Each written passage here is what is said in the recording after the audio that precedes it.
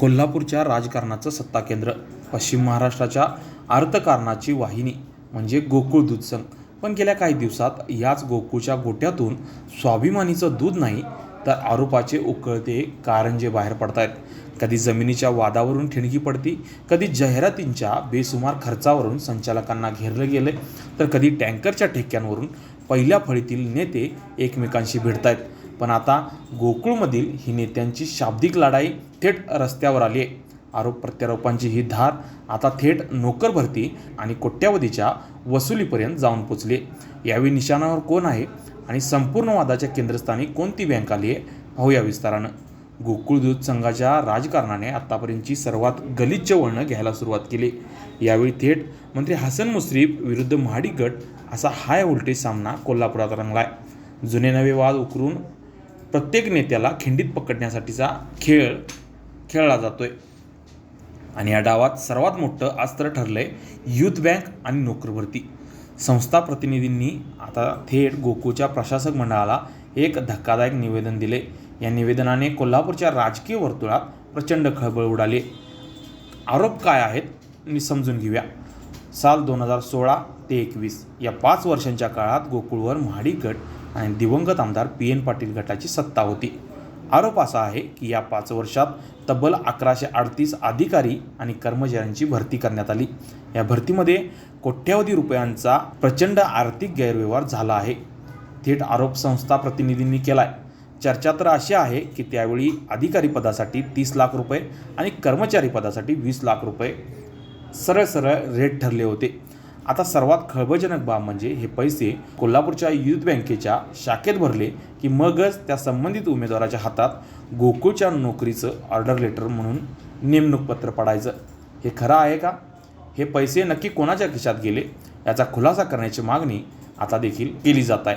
हा आरोप करताना सामान्य दूध उत्पादक शेतकऱ्यांच्या भावना देखील तीव्र आहेत.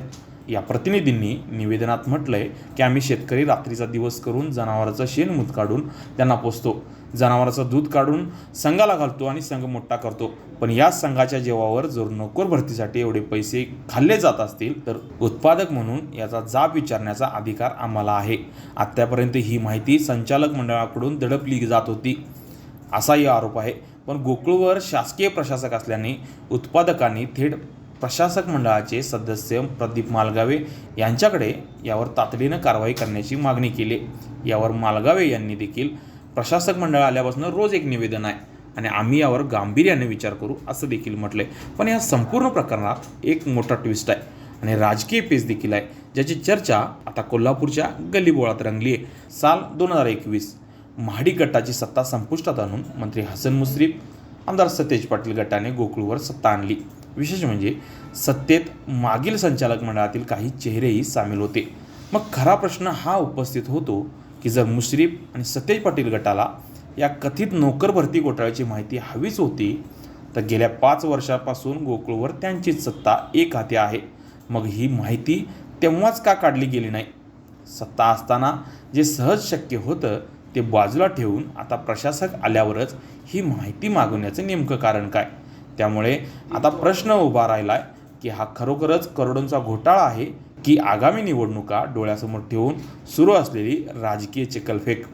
आरोप काही असो, पण एक गोष्ट नक्की, गोकुळच्या या रणसंग्रामात कोल्हापूरच्या अनेक दिग्गज नेत्यांना आता गलिच्छ आरोपांचा सामना करावा लागणार आहे. यात कोणाची इज्जत जाणार आणि कोणाची सत्ता येणार हे काळच ठरवेल.